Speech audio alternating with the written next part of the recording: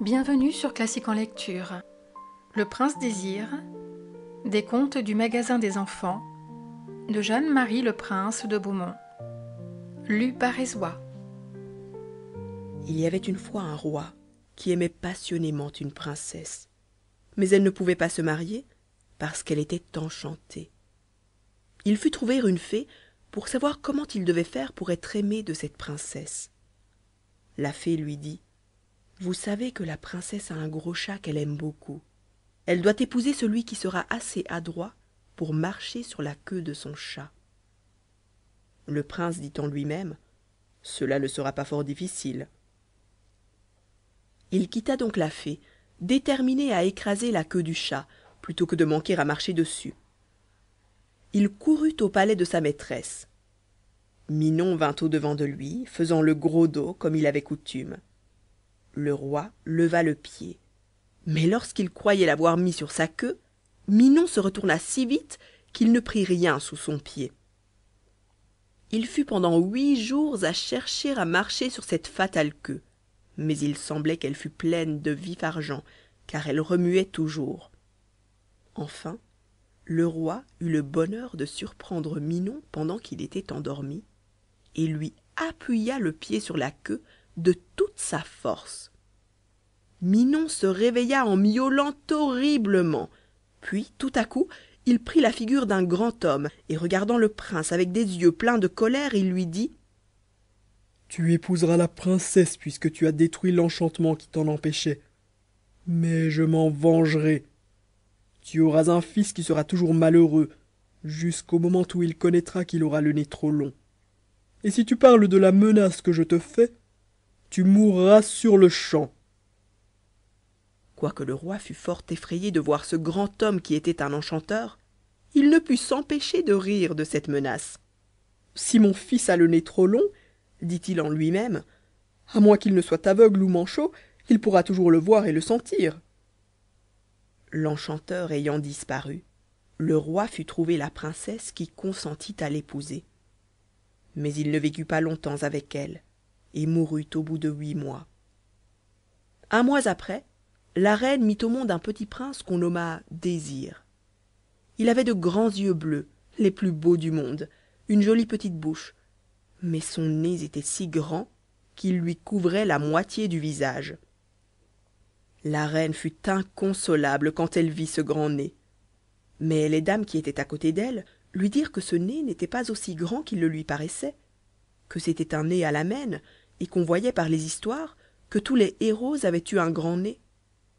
La reine, qui aimait son fils à la folie, fut charmée de ce discours, et à force de regarder Désir, son nez ne lui parut plus si grand. Le prince fut élevé avec soin.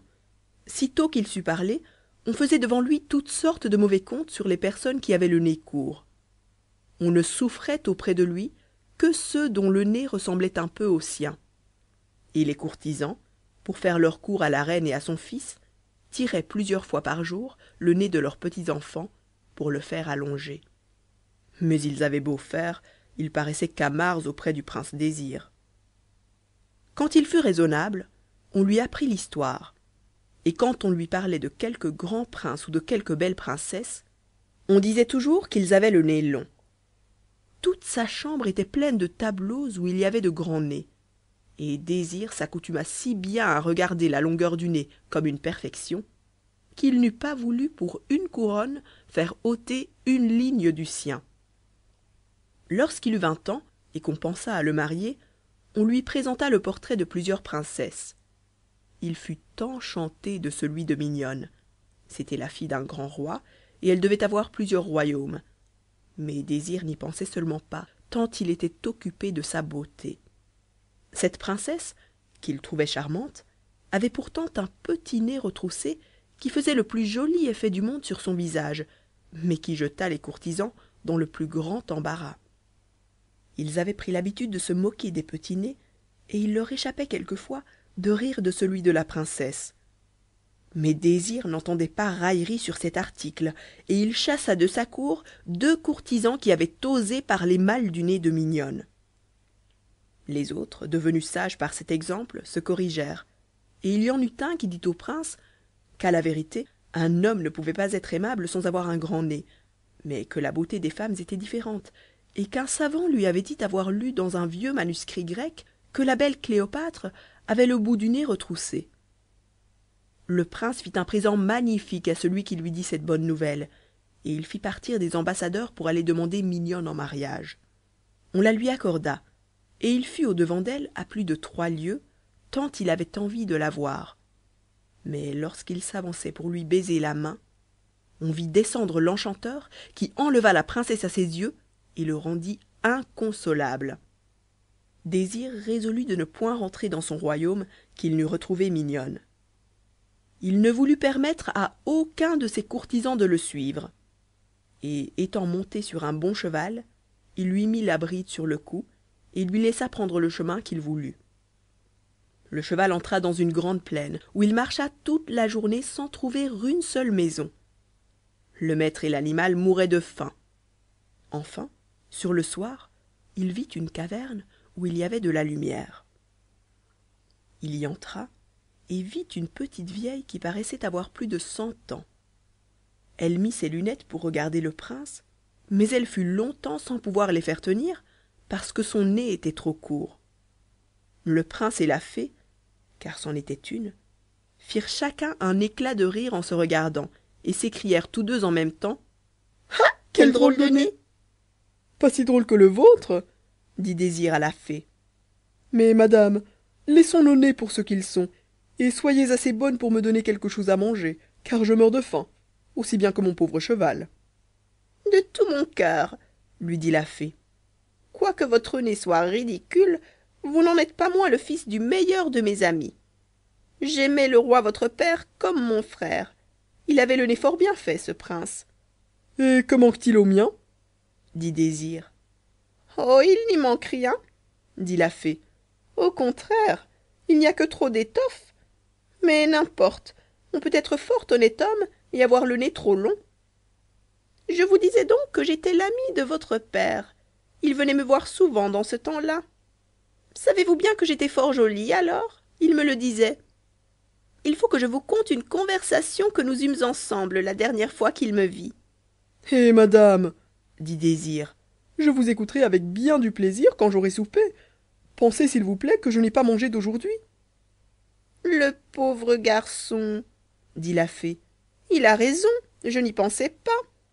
Je vais donc vous donner à souper, et pendant que vous mangerez, je vous dirai mon histoire en 4 paroles, car je n'aime pas les longs discours. Une langue trop longue est encore plus insupportable qu'un grand nez, et je me souviens, quand j'étais jeune, qu'on m'admirait, parce que je n'étais pas une grande parleuse. On le disait à la reine ma mère, car telle que vous me voyez, je suis la fille d'un grand roi. Mon père... »« Votre père mangeait quand il avait faim, » lui dit le prince en interrompant. « Oui, sans doute, lui dit la fée, et vous souperez aussi tout à l'heure. Je voudrais vous dire seulement que mon père... »« Et moi je ne veux rien écouter que je n'ai à manger, » dit le prince qui commençait à se mettre en colère. Il se radoucit pourtant, car il avait besoin de la fée, et lui dit: « Je sais que le plaisir que j'aurais en vous écoutant pourrait faire oublier ma faim, mais mon cheval qui ne vous entendra pas a besoin de prendre quelque nourriture. » La fée se rengorgea à ce compliment. « Vous ne m'entendrez pas davantage, lui dit-elle en appelant ses domestiques. Vous êtes bien poli, et malgré la grandeur énorme de votre nez, vous êtes fort aimable. »« Peste soit de la vieille avec mon nez, dit le prince en lui-même. On dirait que ma mère lui a volé l'étoffe qui manque au sien. Si je n'avais pas besoin de manger, je laisserais là cette babillarde qui croit être une petite parleuse. Il faut être bien sot pour ne pas connaître ses défauts. Voilà ce que c'est d'être née princesse. Les flatteurs l'ont gâtée et lui ont persuadé qu'elle parlait peu. » Pendant que le prince pensait cela, les servantes mettaient la table, et le prince admirait la fée qui leur faisait 1000 questions seulement pour avoir le plaisir de parler. Il admirait surtout une femme de chambre qui, à propos de tout ce qu'elle voyait, louait sa maîtresse sur sa discrétion. « Parbleu !» pensait-il en mangeant, « je suis charmé d'être venu ici. Cet exemple me fait voir combien j'ai fait sagement de ne pas écouter les flatteurs. Ces gens-là nous louent effrontément, nous cachent nos défauts et les changent en perfection. Pour moi, Je ne serai jamais leur dupe. Je connais mes défauts, Dieu merci. Le pauvre Désir le croyait bonnement, et ne sentait pas que ceux qui avaient loué son nez se moquaient de lui comme la femme de chambre de la fée se moquait d'elle, car le prince vit qu'elle se tournait de temps en temps pour rire. Pour lui, il ne disait mot et mangeait de toutes ses forces. « Mon prince, lui dit la fée quand il commençait à être rassasié, tournez-vous un peu, je vous prie. Votre nez fait une ombre qui m'empêche de voir ce qui est sur mon assiette. Ah ça, parlons de votre père. J'allais à sa cour dans le temps qu'il n'était qu'un petit garçon. Mais il y a 40 ans que je suis retirée dans cette solitude. Dites-moi un peu comment l'on vit à la cour à présent. Les dames aiment-elles toujours à courir? De mon temps, on les voyait le même jour à l'assemblée, au spectacle, aux promenades, au bal. Que votre nez est long, je ne puis m'accoutumer à le voir. En vérité, lui répondit Désir, cessez de parler de mon nez. Il est comme il est, que vous importe, j'en suis content. Je ne voudrais pas qu'il fût plus court. Chacun l'a comme il peut. Oh, je vois bien que cela vous fâche, mon pauvre Désir, dit la fée. Ce n'est pourtant pas mon intention, au contraire. Je suis de vos amis, et je veux vous rendre service. Mais malgré cela, je ne puis m'empêcher d'être choquée de votre nez. Je ferai pourtant en sorte de ne vous en plus parler. Je m'efforcerai même de penser que vous êtes camard. Quoiqu'à dire la vérité, il y ait assez d'étoffe dans ce nez pour en faire 3 raisonnables. Désir, qui avait soupé, s'impatienta tellement des discours sans fin que la fée faisait sur son nez qu'il se jeta sur son cheval et sortit. Il continua son voyage, et partout où il passait, il croyait que tout le monde était fou parce que tout le monde parlait de son nez. Mais malgré cela, on l'avait si bien accoutumé à s'entendre dire que son nez était beau qu'il ne put jamais convenir avec lui-même qu'il fût trop long. La vieille fée, qui voulait lui rendre service malgré lui, s'avisa d'enfermer Mignonne dans un palais de cristal et mit ce palais sur le chemin du prince. Désir, transporté de joie, s'efforça de le casser, mais il n'en put venir à bout. Désespéré, il voulut s'approcher pour parler du moins à la princesse qui, de son côté, approchait aussi sa main de la glace. Il voulait baiser cette main, mais de quelque côté qu'il se tournât, il ne pouvait y porter la bouche, parce que son nez l'en empêchait. Il s'aperçut, pour la première fois, de son extraordinaire longueur, et le prenant avec sa main, pour le ranger de côté, « Il faut avouer, dit-il, que mon nez est trop long. » Dans le moment, le palais de cristal tomba par morceaux, et la vieille, qui tenait Mignonne par la main, dit au prince: « Avouez que vous m'avez beaucoup d'obligations. J'avais beau vous parler de votre nez, vous n'en auriez jamais reconnu le défaut s'il ne fût devenu un obstacle à ce que vous souhaitiez. C'est ainsi que l'amour-propre nous cache les difformités de notre âme et de notre corps. La raison a beau chercher à nous les dévoiler, nous n'en convenons qu'au moment où ce même amour-propre les trouve contraires à ses intérêts. » Désir, dont le nez était devenu un nez normal, profita de cette leçon.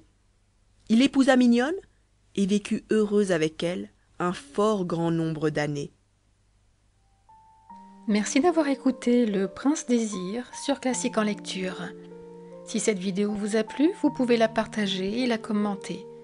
N'hésitez pas à liker, vous abonner et activer la cloche de notification pour être prévenu lorsque je sors une nouvelle vidéo de lecture. À très vite sur Classique en lecture.